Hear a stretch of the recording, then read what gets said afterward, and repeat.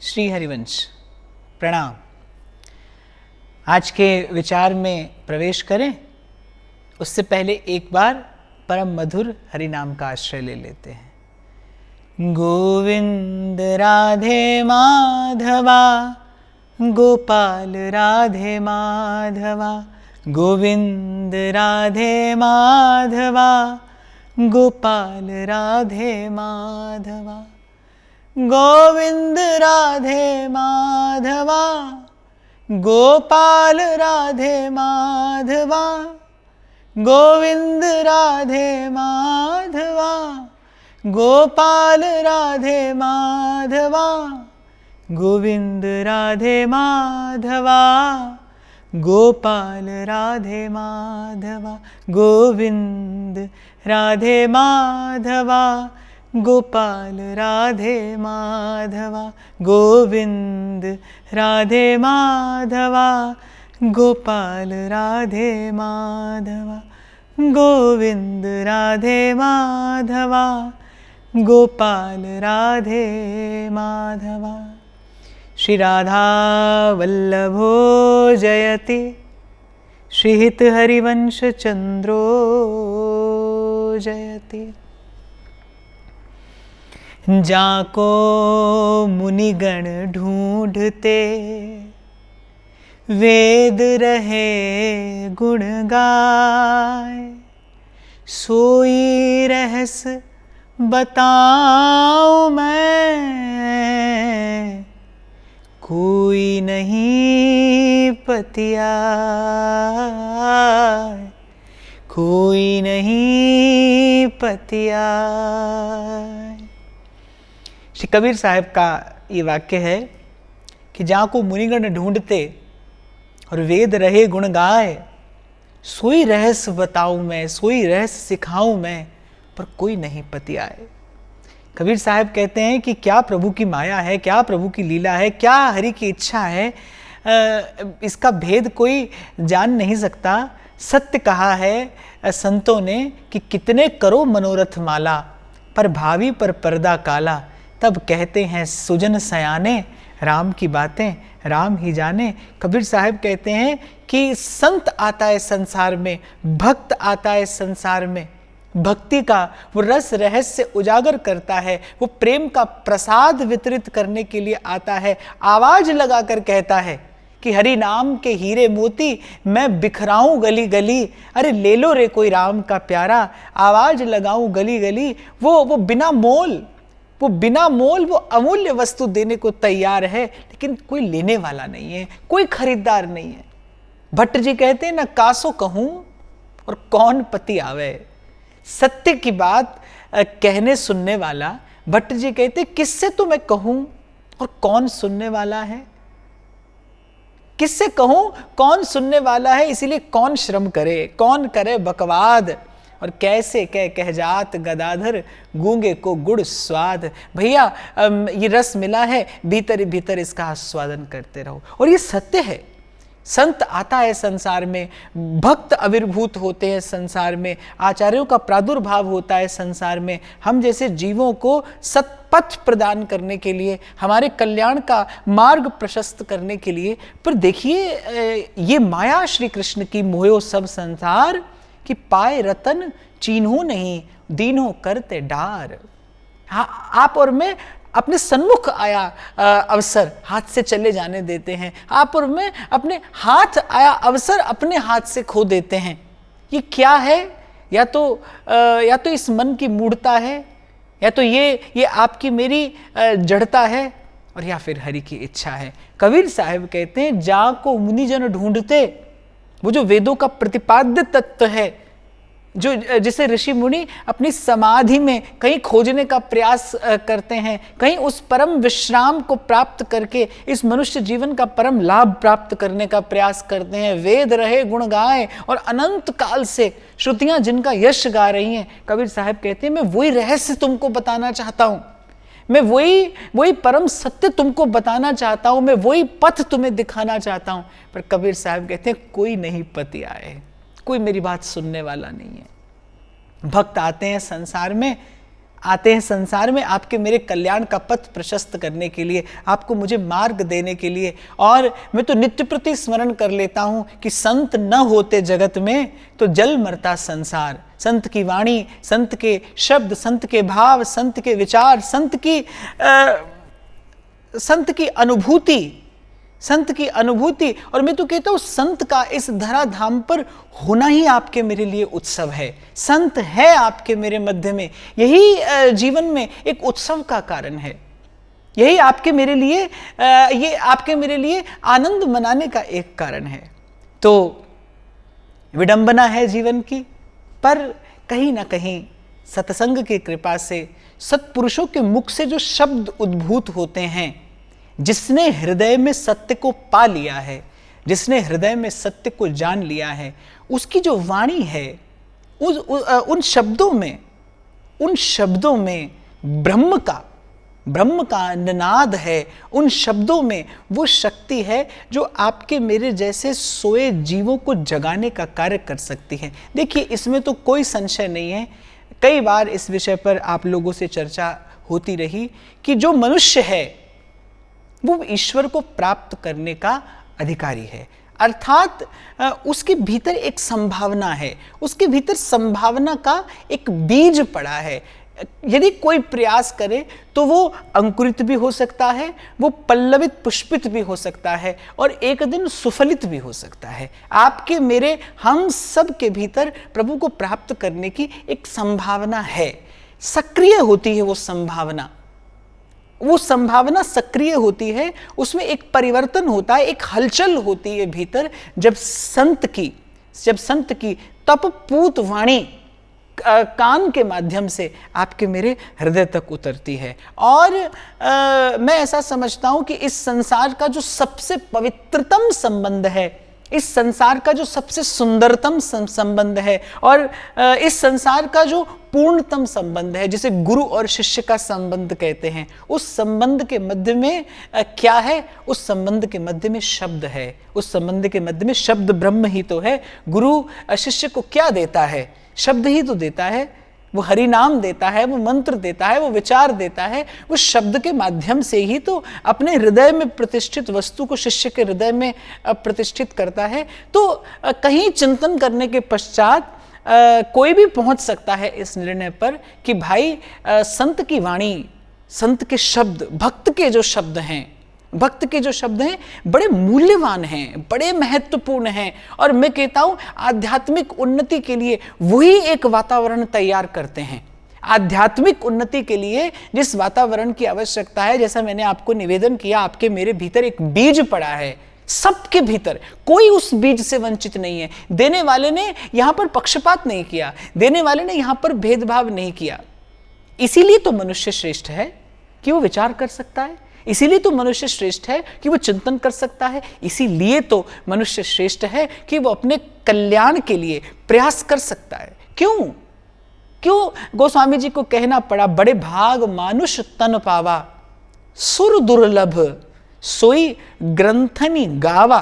सुर दुर्लभ, जो देवताओं को दुर्लभ है, देवताओं के पास अद्भुत शक्तियों से संपन्न देह होता है, पर गोस्वामी जी कहीं उसे हेय बताते हैं, और कहीं गोस्वामी जी इस मानव शरीर की श्रेष्ठता प्रतिपादित करते हैं, प्रतिष्ठित करते हैं। उसका कारण क्या है कि देवताओं के पास सिद्धियां तो हैं, देवता सिद्ध तो हैं, लेकिन अंतःकरण को शुद्ध करने की कोई प्रक्रिया, कोई विधि उन्हें सुलभ नहीं है। वो अंतःकरण को शुद्ध करने की, अंतःकरण को निर्मल और पवित्र करने की जो विधि है, जिसे आप और मैं भक्ति के नाम से जानते हैं, वो भक्ति रूपी विधा यही आपको और मुझे सुलभ है। यही मानव जीवन की श्रेष्ठता है, यही मानव जीवन का उत्कृष्टतम स्वरूप है, और इसी में मानव जीवन का, इसी में आपके और मेरे जीवन का उत्कर्ष भी है।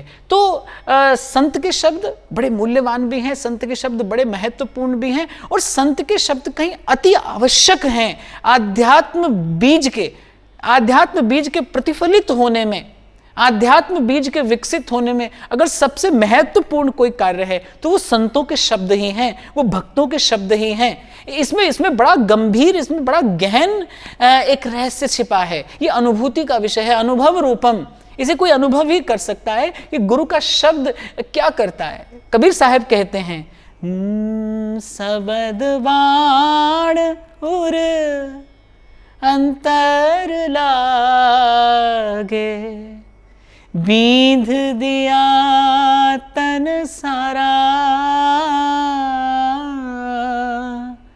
नाम रंग डारा, सतगुरु ओ महाराज, मोह पे नाम रंग डारा। मैले कुचैले आपके मेरे मन को धोकर निर्मल करता है सदगुरु। कैसे? शब्द से। रंग रंगता है वो हरि नाम का। कैसे? शब्द से। तो ये बड़ा सौभाग्य है आपका मेरा, परम सौभाग्य आपका मेरा। मैं बार बार आपसे कहता हूं भाई, आपके मेरे पास तो नित्य उत्सव मनाने का कारण है कि आप और मैं इस पवित्र भारत भूमि पर जन्मे। आपके मेरे पास संतों के मुख से उद्भूत शब्द हैं। आपके मेरे पास वो खजाना है, आपके मेरे पास वो परम धन है जिसको पाकर आप और मैं भी परम धनी हो सकते हैं, जिसको पाकर आपकी और मेरी भी जन्म जन्मांतर की याचना समाप्त हो सकती है। सतगुरु मेरे कीता है कमाल जी, शहनशाह बनाया मैनू, जुगां दी कंगाल सी। परम धनी बना देता है सदगुरु एक शब्द देकर। कबीर साहब को एक राम नाम मिलता है, एक राम नाम। और कबीर तन्ना बुन्ना तजो कबीर, राम नाम लिख लियो शरीर। और कबीर पूरी काशी में उत्सव मनाते डोलते। क्या पा लिया? गुरु के मुख से शब्द मिल गया। शब्द ब्रह्म है और भक्त के मुख से उद्भूत जो शब्द है, उस शब्द में उस शब्द में कहीं ना कहीं वो भगवत तत्व उसी प्रकार छिपा है जैसे बीज में वृक्ष छिपा रहता है। ब्रह्म ऋषि स्वामी श्री सत्यानंद जी महाराज के शब्द हैं कि यथा वृक्ष हो बीज से, जल रज ऋतु संयोग, पाकर विकसे क्रम से, त्यों मंत्र से योग। तो मेरी बड़ी आस्था है, मेरी परम निष्ठा है, मेरा सुदृढ़ विश्वास है। किस पर? संत की वाणी पर, संत के शब्दों पर। भक्त जो बोलता है ना, भक्त जो बोलता है, वो जो शब्द हैं। हमारे चाचा श्रीहित वृंदावन दास जी बड़ी प्यारी बात कहते, बड़ी प्यारी बात भी कहते, बड़ी गंभीर भी है, बड़ी सुंदर भी है, सरल सी भी लगती है, लेकिन बड़ी गंभीर है, बड़ा गहन अर्थ अपने भीतर समेटे है। चाचा श्रीहित वृंदावन दास जी कहते हैं, अक्षर जो संत के मुख से निकला है, जो गुरु के मुख से निकला है, जो भक्त की वाणी है, वो क्या है? कहते अक्षर धुर की पालकी, आई रसिकन लैन, और वाह वाह करी रह गए, और चढ़े सो पहुंचे ऐन। मैं चाहूंगा कि मैं थोड़ा सा विस्तार से इसके विषय में आपसे आज चर्चा करूं। चाचा जी कहते हैं अक्षर धुर की पालकी। देखिए, शब्द चेतना के, भाव के जिस धरातल से आता है वो आपको और मुझे वहीं लेकर जाता है, ये प्रमाणिक है। आपको क्रोध में भरकर कोई कुछ कहे तो आपके भीतर क्रोध का ही भाव उत्पन्न होगा, द्वेष का ही भाव उत्पन्न होगा। आपको प्रेम में भरकर कोई कुछ कहे तो आपकी प्रतिक्रिया भी कहीं मधुर ही होगी। ऐसे ही जब हरि की भक्ति में भरकर कोई बोलता है, जब भाव और भक्ति में भरकर कोई बोलता है ना, तो प्रतिक्रिया भाव और भक्ति ही होती है। भक्त की बात सुनने से, भक्त के शब्दों का चिंतन मनन करने से आपके मेरे हृदय में भी भाव और भक्ति का ही आविर्भाव होता है, भावना और भक्ति का ही स्फुरण होता है। ये सीधा सीधा सा ज्ञान भी है, विज्ञान भी है। मनोविज्ञान भी है, और मुझे ऐसे लगता है ये आध्यात्म जगत का एकमात्र सत्य भी है। गुरु और शिष्य के मध्य में क्या है? शब्द है, शब्द है। और उस शब्द में क्या है? उस शब्द में क्या है? उस शब्द में परम सत्य सन्निहित है, छिपा है। कैसे? यथा वृक्ष हो बीज से, जल रज ऋतु संयोग, पाकर विकसे क्रम से, त्यो मंत्र से योग। कमाई की जा सकती है भाई, संत के, भक्त के, गुरु के शब्दों से कमाई की जा सकती है, कमाया जा सकता है वो परम धन। और हमारे शहीद वृंदावन दास जी कहते हैं कि अक्षर क्या है? धुर की पालकी। जब भक्त बोलता है तो उसके हृदय में बैठा भगवान बोलता है। जो वाणी प्रभु के निकट से आ रही है, जो वाणी प्रभु का स्पर्श करके आ रही है, और मैं कहूंगा जो वाणी सीधे सीधे प्रभु से होकर आ रही है, वो वाणी प्रभु तक ही ले जाती है। इसलिए और मैंने जैसे अभी आपसे निवेदन किया कि मेरी बड़ी आस्था है, मेरी बड़ी निष्ठा है संत की वाणी में, संत के शब्दों में। भक्त जो बोलता है वही आपके मेरे लिए खजाना है भाई, वही आपके मेरे लिए परम धन है, वही आपके मेरे लिए ग्रंथ भी है, वही आपके मेरे लिए पंथ भी है, वही आपके मेरे लिए मार्ग भी है, वही आपके मेरे लिए सिद्धांत भी है, वही आपके और मेरे लिए सूत्र भी है, सूत्र भी है। हाइड्रोजन और ऑक्सीजन दोनों उपलब्ध हों, लेकिन किसी को H2O का फॉर्मूला ना मालूम हो तो कैसे जल बनेगा? आपको एक बात बताऊं, प्रभु को पाने के लिए जो चाहिए वो सब कुछ आपके भीतर है, सब कुछ। आपको बाहर से एक कण की भी कोई आवश्यकता नहीं है। ईश्वर की प्राप्ति के लिए, भगवद अनुभूति के लिए, उस परम सत्य को प्राप्त करने के लिए आपको जो चाहिए वो सब कुछ आपके भीतर है। क्या नहीं है? सूत्र नहीं है, सूत्र नहीं है।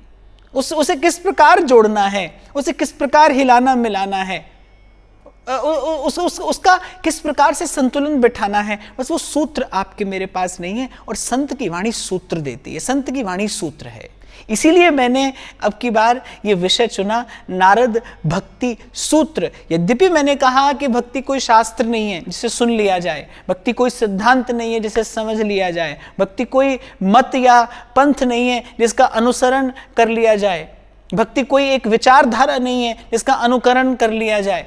भक्ति तो एक अनंत की ओर एक यात्रा है, और जो अनंत है उसकी ओर जाने वाली यात्रा भी अनंत ही होती है। पर फल रूपत्वात् ये यात्रा इतनी मधुर है, ये यात्रा इतनी सुंदर है कि जैसे ही पथिक इस पथ पर पग धरता है और जैसे जैसे वो एक एक पग आगे बढ़ाता है, इस यात्रा की विशेषता क्या है? इसमें कभी श्रम नहीं होता, इसमें पथिक जो है वो कभी श्रमित नहीं होता, इसमें पथिक का उत्साह कभी कम नहीं होता। वो जैसे जैसे अपने गंतव्य की ओर आगे बढ़ता है उसका रोम रोम किसी विलक्षण आनंद से, उत्साह से, उल्लास से भरपूर होता चला जाता है। निर्भयता आती चली जाती है, निश्चिंतता आती चली जाती है, निष्कलुषता आती चली जाती है, पवित्रता आती चली जाती है। और इन सब दैवी संपत्तियों का आनंद से उपभोग करते हुए पथिक इसी पथ पर अनंत काल तक के लिए इस भक्ति का उत्सव मनाते हुए कहीं गाता सुनाई पड़ता है आपको और मुझे। गाया गाया हरि गुण गाया, गाया गाया हरि गुण गाया, गाया गाया हरि गुण गाया। काल व्याल सो बाची, माई रे माई सांवरे रंग राची, सांवरे रंग राची। और ऐसी ऊर्जा होती है उसके शब्दों में, ऐसी पवित्रता होती है उसके परमाणु में कि अनंत काल तक जब जब कोई उन शब्दों को सुनता है उसके हृदय में भी मंगलाचरण हो जाता है भक्ति के इस महा महोत्सव का। तो आप और मैं धन्य, परम धन्य आपका मेरा अतिशय सौभाग्य का अतिरेक, और आप पर और मुझ पर प्रभु की कृपा का ये अतिरेक कि आपके मेरे पास इन भक्तों के दिए हुए कुछ शब्द हैं, कुछ सूत्र हैं, कुछ विचार हैं, जिनका आप और मैं चिंतन करके स्वयं को उस सत्य चित्त आनंद की प्राप्ति के अनुकूल बना सकते हैं, जीवन को उपयोगी बनाया जा सकता है, सार्थक करने की दिशा में कुछ प्रयास आप और मैं कर सकते हैं। आपके मेरे पास है ये संपत्ति, आपके मेरे पास है ये समृद्धि। तो नारद जी का पवित्र स्मरण करते हुए मैं आज के विचार में आगे बढ़ता हूं। एक बार नारद जी के मुख पर मुस्कान आ जाए, उनकी कृपा दृष्टि आप पर, हम पर, सब पर पड़ जाए।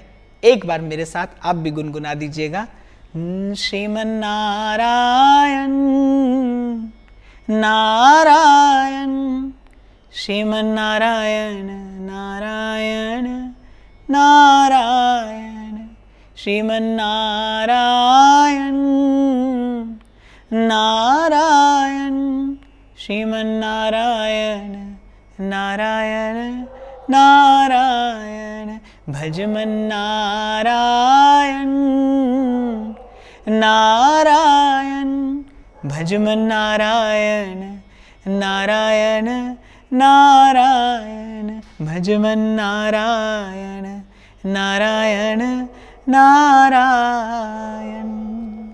तो सबसे पहला सूत्र नारद जी ने दिया, अथातो भक्तिम व्याख्यास्यामः, कि अर्थात कि अब मैं भक्ति की व्याख्या करता हूं। और कल मैंने आपको निवेदन किया था कि जब नारद जी कहते हैं ना मैं व्याख्या करता हूं, तो अर्थात कहीं ना कहीं संकेत करते हैं नारद जी की ये शब्द कि मैंने अनुभव भी किया है, मैंने दर्शन भी किया है और मैंने आस्वादन भी किया है भक्ति के उस सूक्ष्मतम स्वरूप का, भक्ति के उस परम स्नेहिल स्वभाव का अनुभव, दर्शन और आस्वादन करने के पश्चात अब नारद जी अधिकारी हैं। जानत तुम ही हो जाए, जो जानता है वो जना सकता है, जिसने देखा है वो दिखा सकता है। तो नारद जी अधिकारी हैं आपको और मुझे उस सतपथ पर चलाने के, आपको और मुझे वो सामर्थ्य प्रदान करने के। तो प्रथम श्लोक में नारद जी उद्घोषणा करते हैं इस प्रकार से, बड़ी विनम्रता से, कि अब मैं व्याख्या करता हूं, अर्थात प्रभु की कृपा से मैंने प्रभु को जान लिया है। अब मैं लोक के हित के लिए, अब मैं लोक के मंगल के लिए। यहां एक बात मैं और निवेदन करूं, संत जब जब बोलता है उसके बोलने का हेतु न तो लोक रंजन होता है न लोक संग्रह होता है। संत जब जब बोलता है वो केवल लोक मंगल के लिए बोलता है। जहां से आज मैंने ये चर्चा आरंभ की थी कि संत की वाणी जो है, संत के शब्द जो हैं, वो कहीं उसका जो स्तोत्र है, उसका जो उद्गम है, वो परम सत्य है, वो प्रभु से आए हैं, इसीलिए प्रभु तक लेकर जाते हैं। इसीलिए संत के शब्दों से ही इस संसार का मंगल होता है। आज ही आप और मैं चिंतन करें कि आज के यदि परिदृश्य का आप और मैं विचार करें, या कभी भी, ये संसार तो सदा ही ऐसे दुख और विषमता से भरा रहा है, दुखालयम शाश्वतम, ऐसा शास्त्र कहते हैं। आप और मैं यदि विचार करें कि जब बड़ा दुख से भर जाता है मन, जब पीड़ा और अवसाद से भर जाता है मन, आप कभी बड़े उदास हो जाते हैं, तो कभी किसी अपने के प्यार भरे शब्द कहीं एक कुछ क्षणों के लिए ही सही, पर एक ऊर्जा का संचार कर देते हैं ना। कभी जीवन में एक शक्ति का संचार होता है किसी आत्मीय के दो प्रेम भरे शब्द सुनकर। कोई आपका अपना आपको प्रेम भरे शब्द कह दे, सांत्वना भरे शब्द कह दे, वो क्या करते हैं, आपके भीतर एक ऊर्जा का, एक शक्ति का संचार करते हैं। ऐसे ही दुख से, इस पीड़ा से, इस त्रिताप से भरे संसार में अगर कुछ शक्ति का संचार करती है तो वो भक्ति है, और भक्ति का संचार अगर कुछ करता है तो वो केवल संतों के शब्द करते हैं, वो केवल भक्तों के शब्द करते हैं। मैं दोहराता हूं अपनी बात, इस दुख और पीड़ा से, इस त्रिताप से भरे संसार में, जहां संतों को दूर तक देखने पर भी कहीं सुख की कोई आशा, कोई किरण नजर नहीं आती, इस अत्यंत द्वंद्व और दुविधा से, इस विषमता से भरे संसार में अगर आपके और मेरे भीतर कुछ शक्ति का संचार कर सकता है, कोई शक्ति का संचार कर सकता है, तो वो भक्ति है। और भक्ति का संचार करते हैं भक्त के शब्द, भक्ति का संचार करती है संत की वाणी। और एक और बात मैं यहाँ निवेदन करूं कि संत शाश्वत है किस स्वरूप में? संत अपने शब्दों के रूप में ही सदा विराजमान रहता है। मैंने प्रभु की कृपा से बड़े दीर्घ काल तक चिंतन किया है। मैं तो अब भी करता हूं और सदा मैं तो कहता हूं कि मैं तो भाई शब्द का उपासक हूं। मैंने शब्द की शक्ति को कहीं गुरु की कृपा से जीवन में थोड़ा सा अनुभव किया है। मैंने देखा है कि भाई जीवन में आमूल चूल परिवर्तन ले आता है एक शब्द। शब्द की शक्ति, शब्द की ऊर्जा, मेरी बड़ी निष्ठा है, इसमें मेरा बड़ा विश्वास है। इसीलिए मैंने कहा कि भाई इस थके हारे जीवन को शक्ति से संपन्न कर सकती है तो वो भक्ति कर सकती है। और भक्ति का संचार अगर कोई कर सकता है तो वो भक्तों के शब्द कर सकते हैं भाई, वो भक्तों के विचार कर सकते हैं। थके हारे से समय में आप सुन लीजिए, आप गा लीजिए, आप गुनगुना लीजिए मीरा के शब्द, तुलसी के शब्द, कबीर के शब्द। आप देखिए एक तरोताजगी अनुभव करेंगे आप, अगर आपके भीतर थोड़ी सी उदारता है तो। अगर कहीं संस्कारी जीवन आपने जिया है ना, तो आप इस सूक्ष्म अनुभव का आस्वादन अपने जीवन में कर सकते हैं। जैसा मैंने कई बार पहले भी चर्चा में कहा कि गंगा के जल में कोई डुबकी लगाए तो शीतलता का अनुभव तो सबको होता है, पर पवित्रता का अनुभव करने के लिए तो आपके भीतर भी संस्कारों की पवित्रता और संस्कारों की शुद्धि, श्रद्धा और विश्वास की संपत्ति आपके पास भी होनी चाहिए। ऐसे ही थोड़े से संस्कार और संस्कारों के अनुरूप यदि जीवन जिया है आपने, धर्म की मर्यादा का भान है, यदि आपको आदर करते हैं, यदि आप अपने जीवन में धर्म का, सभ्यता, संस्कृति, संस्कारों का, तो कहीं आप अनुभव कर पाएंगे कि थका हारा सा जीवन हो तो कहीं एक अद्भुत सी ऊर्जा का संचार कर जाते हैं संत के शब्द।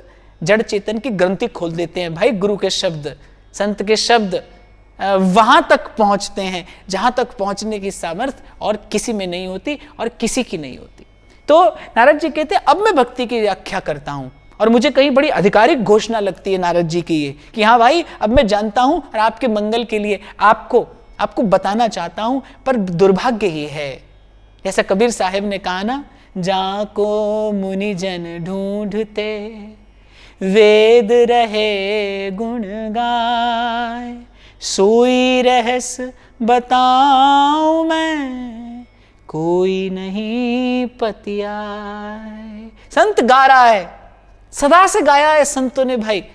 कई बार मैंने कहा कि इस भारत भूमि पर कुछ रहा हो ना रहा हो, संत सदा से रहे हैं, भक्त सदा से रहे हैं। ये भूमि क्यों पवित्र है? क्योंकि एक भी दिन के लिए ये संत की, भक्त की चरण स्पर्श से कभी वंचित नहीं हुई। और संत जब जब आया है उसने तो गुण गाया है, उसने तो ध्याया है, गाया है, उसने तो ये प्रसाद पाया है, उसने तो ये प्रेम का, प्रभु प्रेम का, भगवत प्रेम का प्रसाद पाया है और पवाया है। तो संत तो सदा से गाते आए हैं, आज भी गा रहे हैं, और प्रभु की कृपा रहे कल भी संत तो गाते रहेंगे। सोए तो आप और मैं हैं, आपको और मुझे जागने की आवश्यकता है, आपको और मुझे कुछ आत्म कृपा की आवश्यकता है। इष्ट की कृपा है, गुरु की कृपा है, संत की कृपा है, थोड़ी सी आपको और मुझे आत्म कृपा की आवश्यकता है। आप और मैं स्वयं पर कृपा करें। कान लगाकर सुनिए, ध्यान लगाकर सुनिए संतों के इन शब्दों के। कबीर के शब्दों में बजता है अनहद का नाद। जी हां, कबीर के शब्दों को कभी कान और ध्यान लगाकर सुनिए, उसके शब्दों में अनहद का नाद बजता है। कभी थोड़ा सा ध्यान से भाव से निकट होकर अपनी चेतना में रमाइए आप मीरा के शब्द। आपको न सुनाई पड़े श्री कृष्ण की वंशी की ध्वनि, तब आप कहिएगा। मैं तो कभी कभी जब संतों का स्मरण होता है सहज में, तो कभी याद आ जाए ना संत के शब्द, तो मुझे लगता है क्या बल है संत के शब्दों में। मैले कुचैले संसार में पड़ा होता है मन, और संत के शब्द कान में पड़ते ही श्री राम चंद्र कृपालु भज मन, हरण भव भय दारुणम नव कंज लोचन कंज मुख, कर कंज पद कंजारुणम, श्री राम चंद्र कृपालु भज मन। आहा, कैसी असीम शांति, कैसा वो एक विलक्षण सा आनंद, और कैसे वो नवनीर नीरद सुंदर श्री राम, कैसे मन चित्त पवित्र हो जाता है ना इन शब्दों का आश्रय लेकर। नसैनी है भाई, यही सीढ़ी है जिसे आप और मैं चेतना का ऊर्ध्वगमन कहते हैं, वो इन्हीं शब्दों की सीढ़ी पर चढ़कर तो हो सकता है। तो नारद जी कृपा करते हैं आप पर और हम पर, और अपने शब्दों के माध्यम से उस भक्ति के, जिसको वस्तुतः ऋषि मुनि अनंत अनंत काल के दीर्घकालिक प्रयासों के बाद नहीं जान पाते, जहां को मुनिजन ढूंढते और वेद रहे गुण गाए, वही रहस्य नारद जी ने इन सूत्रों के माध्यम से प्रकट किया है। और प्रथम श्लोक में नारद जी एक आधिकारिक घोषणा करते हैं कि अथात भक्तिम व्याख्यास्याम है, अब मैं भक्ति की व्याख्या करता हूं। ध्यान से सुनना, कान लगाकर सुनना और थोड़ा ध्यान लगाकर सुनना।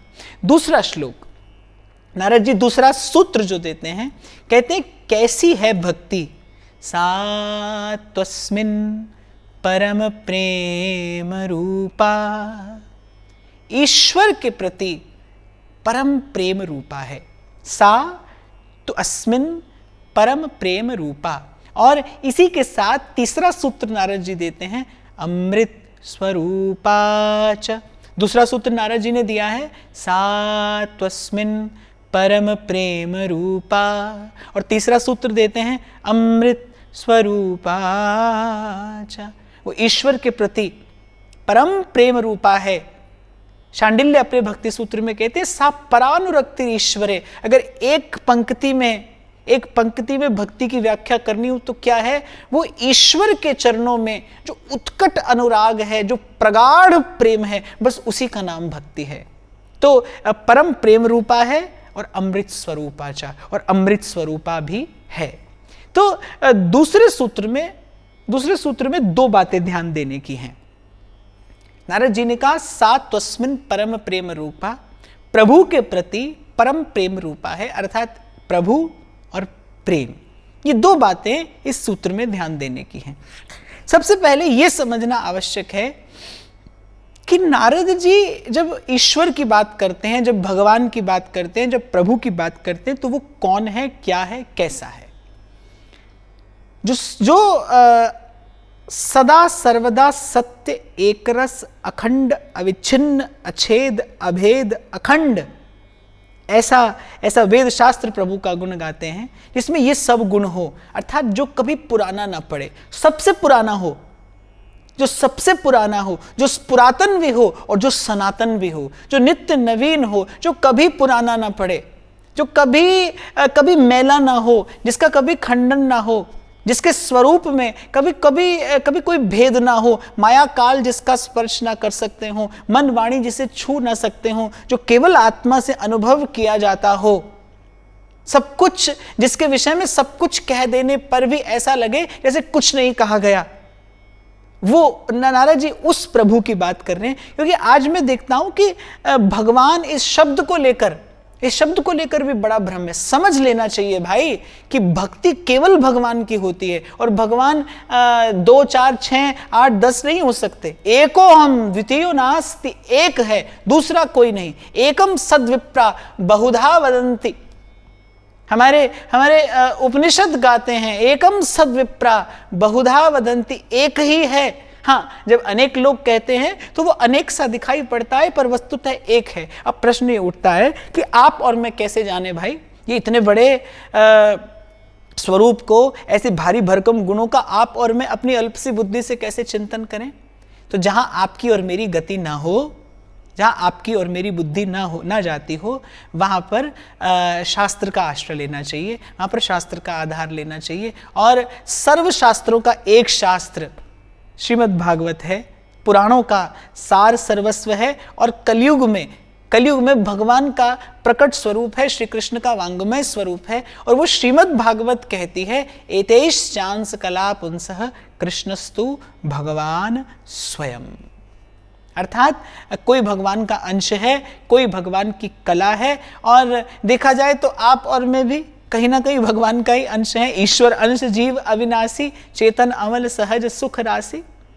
तो यूँ तो सभी भगवान के अंश हैं, पर प्रभु के भी जितने स्वरूप प्रकट हैं, जितने भी देवी और देव हैं, वो सब नमस्य हैं, वो सब प्रणम्य हैं, वो सब पूज्य भी हैं। और कहीं किसी सीमा तक वो जीव के मनोरथों को पूर्ण करके कुछ सांसारिक और कुछ धार्मिक, कुछ आध्यात्मिक लाभ भी उन्हें प्रदान कर सकते हैं। पर तापत्रय विनाशाय श्री कृष्णाय वयं नुमः। ये प्रमाणिक सिद्धांत है भाई। ये इस समग्र अस्तित्व का एकमात्र सत्य है कि जीव को त्रिताप से सदा के लिए मुक्त करके, सत्य चित्त आनंद में स्थिर करके, जीव को भी आनंद स्वरूप अगर कोई कर सकता है तो केवल भगवान कर सकते हैं। और श्रीमद् भागवत स्पष्ट कर देती है, श्री कृष्णाय वयं नुमः। और उस परम सत्य का नाम क्या है? कृष्ण कृष्ण कृष्ण है, कृष्ण है कृष्ण है, कृष्ण है कृष्ण है। राम कृष्ण हरि, नामदेव कहते हैं, राम कृष्ण हरि, राम कृष्ण हरि, राम कृष्ण हरि। यही जीव का परम विश्राम है, यही आत्मा का वो गंतव्य है, यद गत्वा न निवर्तन्ते तद्धाम परमम मम। और प्रभु के स्वरूप और स्वभाव के बारे में आगे विस्तार से चर्चा होती रहेगी। तो जब नारद जी ईश्वर की बात करते हैं तो वो ईश्वर कौन है, इस विषय में बहुत भ्रम होता है। कई बार हम किसी भी देवी या देवता की उपासना करके और यही अपने मन में भ्रांति धर लेते हैं, इसी भ्रम में पड़ जाते हैं कि हम भगवान की भक्ति कर रहे हैं। पर बड़ा स्पष्ट किया है नारद जी ने, एक सूत्र में समझाया है, बताया है, सिखाया है कि पहले जान लेना चाहिए कि भाई भगवान है कौन, कैसा है। गुरु नानक देव जी महाराज कहते हैं, आद सच जुगाद सच, है भी सच नानक होसी भी सच। जिसके स्वरूप में कभी कोई परिवर्तन ना होता हो, जो पुरातन भी हो और सनातन भी हो, जो नित्य नवीन हो और सबसे पुराना हो, जो समुद्र की भांति प्रसन्न होकर अटखेलियां भी करता हो और कहीं गहन गंभीर हो, इतना कि उसकी गहनता का कभी कोई पार न पा सके। तो नारद जी कहीं अब ईश्वर की बात करते हैं, क्योंकि बहुत बार बड़ा भ्रम उत्पन्न होता है। बहुत से लोग साधक मुझसे भी प्रश्न करते हैं कि कोई कहता है कि मैं इस देवता की उपासना करता हूं, कोई कहता है इस देवता की उपासना करता हूं। सब ठीक है, अपने अपने स्थान पर सब ठीक है, पर मैं यहां भक्ति की बात कर रहा हूं। मैं यहां जीवन के परम लक्ष्य की बात कर रहा हूं, जीवन के परम उद्देश्य की बात कर रहा हूं। और इस विषय में कोई भ्रांति नहीं है, कोई भ्रम नहीं है। इस सिद्धांत को कोई चुनौती नहीं दे सकता कि जीव को त्रिताप से अगर कोई मुक्त कर सकता है, आपको मुझे आवागमन के द्वंद्व से अगर कोई छुड़ा सकता है। संसार तो आपको कोई भी दे देगा, संसार भी संसार दे सकता है, और देवी देवता ये भी आपको संसार दे सकते हैं। पर संसार से मुक्त अगर कोई करेगा, भजवे को दोई सुघर कै हरिदास, या भगवान करेंगे या भगवान के भक्त करेंगे। आपको निर्णय करना है कि आपको संसार चाहिए या आपको सदा के लिए इस आवागमन के द्वंद्व से मुक्ति चाहिए। देखिए, जो इस संसार में प्रकट हुए ब्रह्म की, परात्पर परब्रह्म की उस निष्ठा को प्रतिष्ठित करने के लिए वो शंकराचार्य जीवन भर कहते रहे, ब्रह्म सत्य जगत मिथ्या, ब्रह्म सत्य जगत मिथ्या। पूरे विवेक चूड़ामणि में शंकराचार्य ने इसी तत्व का प्रतिपादन किया, ब्रह्म सत्य जगत मिथ्या। पर कहीं उनकी वाणी ने विश्राम पाया कहां? भज गोविंदम, भज गोविंदम, गोविंदम भज मूढ़ मते, भज गोविंदम। भाई, मिठास श्री हरि की भक्ति के अतिरिक्त जीवन में कोई नहीं घोल सकता। इस रूखे सूखे मन को सजल सरस अगर कोई कर सकता है तो वो केवल भक्ति है, और भक्ति भगवान की संभव है। तो नारद जी ने कहा भगवान के प्रति जो परम प्रेम है, तो इस सूत्र में नारद जी ने दो बात कही, एक तो भगवान और फिर परम प्रेम। तो पहले तो भगवान के स्वरूप को ही समझना बहुत आवश्यक है कि भगवान से अर्थ क्या है, भगवान से अर्थ क्या है। देखिए ये जितने भी देवी देवता प्रकट हैं, हुए या होंगे, आप ऐसा समझ सकते हैं कि एक ही शक्ति के different dimensions of energy, of one energy, different dimensions of one energy, एक ही शक्ति के भिन्न भिन्न रूप प्रकट होते रहे हैं और होते रहेंगे, पर जीव का उद्देश्य इनमें से कुछ ना होकर, मैं एक बात और यहां पर कहूं, भगवान के अतिरिक्त कोई जीव को सिद्धि तो दे सकता है, लेकिन शुद्धि भगवान के भक्ति के अतिरिक्त और किसी साधन से नहीं पाई जा सकती। और भगवान कहते हैं भाई मेरे मिलने के लिए मुझे सिद्धि की आवश्यकता नहीं है। निर्मल मन जन सो मोहि पावा, मोहे कपट छल छेद्र न भावा, निर्मल मन जन। मन की निर्मलता भक्त और भक्ति के अतिरिक्त कोई नहीं दे सकता। तो दूसरी बात नारद जी ने कही इस सूत्र में, परम प्रेम रूपा, सा त्वस्मिन् परम प्रेम रूपा, जो ईश्वर के प्रति परम प्रेम रूपा है। अब परम प्रेम नारद जी ने कहा, यद्यपि प्रेम ही परम है। इस सूत्र का जब मैं चिंतन करता हूं तो मुझे कई बार लगता है कि नारद जी ने परम प्रेम क्यों कहा, क्योंकि प्रेम ही तो परम है, प्रेम ही तो परिपूर्ण तत्व है। नारद जी कह सकते थे सा त्वस्मिन् प्रेम रूपा, ईश्वर के प्रति जो प्रेम है उसी का नाम भक्ति है। शांडिल्य भी अपने भक्ति सूत्र में कहते हैं सा परानुरक्ति ईश्वरे, जो ईश्वर के चरणों में अनुरक्ति है उसी का नाम भक्ति है। ये नारद जी ने परम प्रेम रूपा क्यों कहा? फिर मुझे लगा कि जैसे कई बार जब बहुत प्रेम आता है ना किसी पर, आप भांति भांति से अपने हृदय का सारा प्रेम उस पर उड़ेल देते हैं, लेकिन फिर भी आपको संतोष नहीं होता। कभी ऐसा होता है कि माँ बच्चे पर अपने हृदय का सारा वात्सल्य उड़ेल देती है, सब कुछ बच्चे पर न्यौछावर कर देने के बाद भी, बालक पर अपने वात्सल्य का धन सारा लुटा देने के बाद भी माँ का हृदय संतुष्ट नहीं होता। माँ सोचती है कुछ और हो तो वो भी इस पर लुटा दूं। शायद कहीं नारद जी के हृदय में प्रभु के स्वरूप का, जैसे ही नारद जी ने इस भक्ति सूत्र का, इस अद्भुत ग्रंथ का मंगलाचरण करते हुए अपने इष्ट आराध्य का स्मरण किया होगा, तो शायद नारद जी के मन में कहीं हिलोर लिया होगा एक ऐसा भाव, कहीं कल्लोलमान हुई होगी ऐसी भावना, जब स्मरण हुआ होगा श्री नारद जी को अपने इष्ट का, अपने आराध्य का, अपने नारायण का, जब उन श्री हरि के चरणों की स्मृति हुई होगी, तो नारद जी ने कहा होगा परम प्रेम रूपा। प्रेम अर्थात इतना सांद्र, इतना सघन प्रेम कि फिर उसमें किसी अन्य भावना की समाई ना हो। और एक बात मैं यहां पर आपको निवेदन अवश्य करूंगा कि मैंने धृष्टता तो की है कि मैं नारद जी के भक्ति सूत्र की आपके साथ बैठकर चर्चा करूंगा, पर जब बात भक्ति की हो तो पहला ही सिद्धांत यही है, अनुभव रूपम। भाई इसे कहा सुना नहीं जा सकता, मैं तो केवल आपको बता दूंगा कि मीठा है।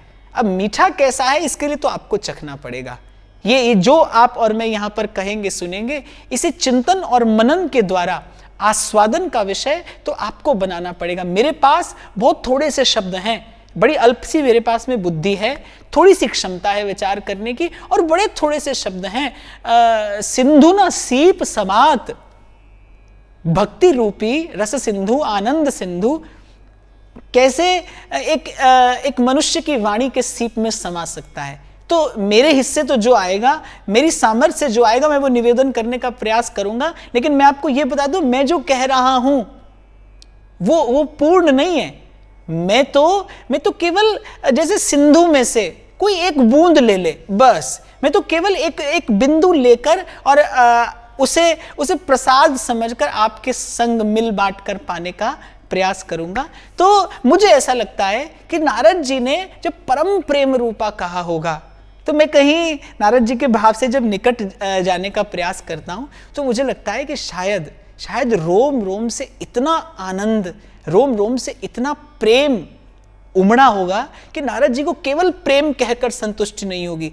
मैंने कहा कि यद्यपि प्रेम ही परम है, प्रेम ही परम है, प्रेम अपने आप में पूर्ण तत्व है, परिपूर्ण तत्व है, प्रेम ही ईश्वर है, प्रेम ही सत्य है, प्रेम ही अस्तित्व है, प्रेम ही शक्ति है, प्रेम ही मुक्ति है, प्रेम ही भक्ति है। ऐसा कुछ नहीं है जो प्रेम नहीं है। पर नारद जी जब परम प्रेम कहते हैं ना, तो कहीं मुझे लगता है ये भक्त के हृदय का लाड़ है, ये भक्त के हृदय का वात्सल्य है, ये भक्त के हृदय का वो अगाध अबाध स्नेह है, ये भक्त के अंतर मन में छिपा वो निगूढ़तम भाव है। जैसे नारद जी ने अपने शब्दों में इस प्रकार से अभिव्यक्त कर दिया है कि परम प्रेम रूपा, इतना सांद्र प्रेम, इतना सघन प्रेम, इतना अनन्य प्रेम, इतना उत्कट प्रेम, इतना अविच्छिन्न प्रेम, इतना अविरल प्रेम कि नारद जी को केवल प्रेम कहकर संतुष्ट नहीं हुआ, परम प्रेम कहा, अर्थात निगूढ़तम प्रेम। बस प्रेम के अतिरिक्त जहां कोई और भाव ना हो, अपने इष्ट के सन्मुख होकर जब कोई और भावना मन में न रह जाए, जब रोम रोम अब प्रेममय होकर, जब रोम रोम भावमय होकर, जब रोम रोम रसमय होकर अपने इष्ट का दर्शन करे, अनुभव करे, आस्वादन करे, उसका गुण गाए। कहीं इस स्थिति का नारद जी को स्मरण हुआ होगा, चिंतन हुआ होगा। खैर, मैं तो अपनी छोटी सी बुद्धि से एक कल्पना करने, एक सुंदर सी भावना में प्रवाहित होने का प्रयास कर रहा हूँ। मुझे ऐसा लगता है, क्योंकि मैंने जब ये सूत्र पढ़ा तो मुझे लगा कि भाई नारद जी केवल प्रेम भी कह सकते थे, पर नारद जी ने कहा परम प्रेम रूपा। परम प्रेम अर्थात जैसे मेरे महाप्रभु जी कहते हैं ना, रसना कटऊं जो अनरटऊं, निरख अनफुटों नैन, श्रवण फुटो जो अन सुनो, बिन राधा जस बैन। ये परम प्रेम है। हाँ, किसी अन्य भाव की समाई ना हो। तो प्रभु के प्रति कोई ऐसा भाव, प्रभु के प्रति ऐसी भावना जिसमें फिर किसी अन्य भावना की समाई ना हो। जैसे रूप गोस्वामी पाद कहते हैं, अन्याभिलाषिता शून्यम ज्ञान कर्माद्यनावृतम, आनुकूल्येण कृष्णानुशीलनम स भक्तिरुत्तमा, स भक्तिरुत्तमा, स भक्तिरुत्तमा। तो नारद जी ने प्रथम सूत्र दिया कि अब मैं भक्ति की व्याख्या करता हूं, और जैसे ही नारद जी ने भक्ति की व्याख्या करनी आरंभ की, नारद जी ने कहा बाकी सब बाद में कहेंगे, सुनेंगे, कहते रहेंगे, सुनते रहेंगे। सबसे पहले नारद जी के हृदय ने गा दिया, नारद जी के हृदय से स्फुरित हो गए ये शब्द। भाई, सबसे पहली बात यह है कि अपने इष्ट के प्रति, अपने आराध्य के प्रति परम प्रेम का नाम भक्ति है।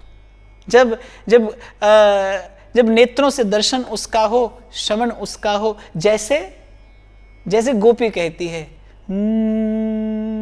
धोखे हूँ दूसरो नाम कढ़े, रसना मुख काड हलाहल बोरूं, बावरी वे अखियां जर जाए, जो सांवरो छाड़ निहारे गोरो।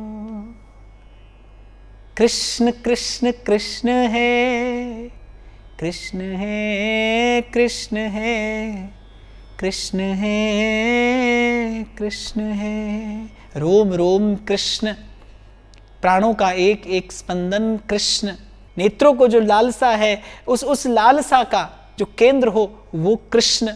श्रवण कृष्ण, कीर्तन कृष्ण, स्मरण कृष्ण, अर्चन कृष्ण, वंदन कृष्ण, आत्मसमर्पण कृष्ण। तो कहीं किसी ऐसी भावना का स्मरण हुआ होगा श्री नारद जी के हृदय को, और उन्होंने कहा होगा सा तस्मिन् परम प्रेम रूपा। और जैसा मैंने कहा, नारद जी ने विचार किया होगा कि भाई बड़ी लंबी चर्चा है, कुछ कहते रहेंगे, कुछ सुनते रहेंगे, पर सबसे पहली बात तो यही है, सबसे पहली बात यही है, अपने इष्ट के चरणों में उत्कट अनुराग, अपने इष्ट के चरणों में अनुरक्ति, इसी का नाम भक्ति है। और तीसरा सूत्र नारद जी देते हैं अमृत स्वरूपा च। इसकी चर्चा कल करेंगे। सादर हरिस्मरण। श्री हरिवंश। प्रणाम।